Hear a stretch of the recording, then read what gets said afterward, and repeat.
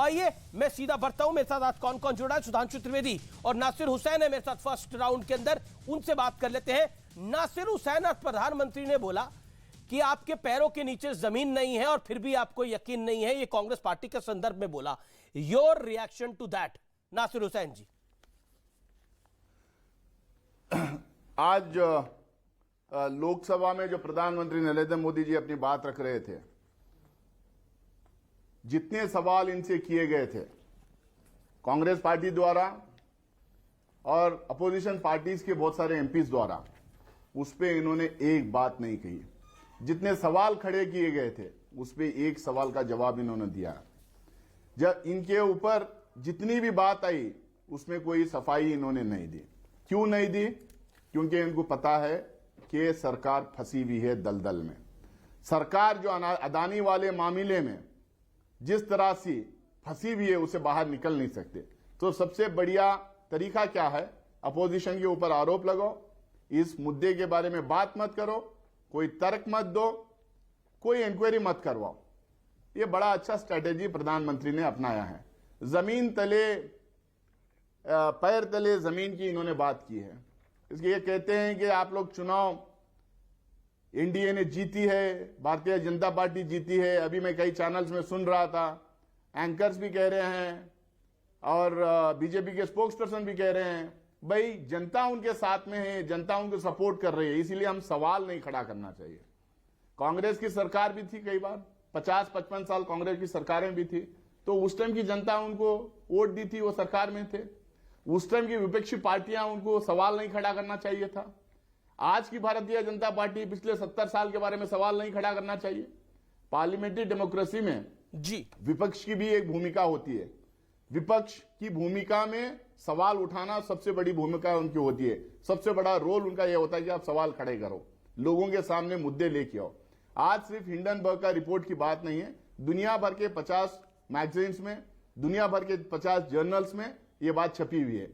आज देश के जनता के सामने सरकार की दायित्व होती है कि सरकार जो है अपने आप को साफ रखें। सरकार जो है अपने आप को क्लीन चिट अगर दिलाना चाहती है तो उनको जो है जेपीसी गठित करना पड़ेगा, ज्वाइंट पार्लियामेंट्री कमेटी का इंक्वायरी कराना पड़ेगा, उसमें जो है वो क्लीन आना पड़ेगा। अगर शेल कंपनीज नहीं है, अगर पैसा पब्लिक सेक्टर बैंक और एलआईसी द्वारा पैसा नहीं दिया गया है, अदानी जी को मोदी जी लेके अपने फ्लाइट्स में लेके घूमे नहीं है, आज जाने के बाद उनको कॉन्ट्रैक्ट नहीं मिला है, तो आप बता दीजिए देश को कि ये सब झूठ है।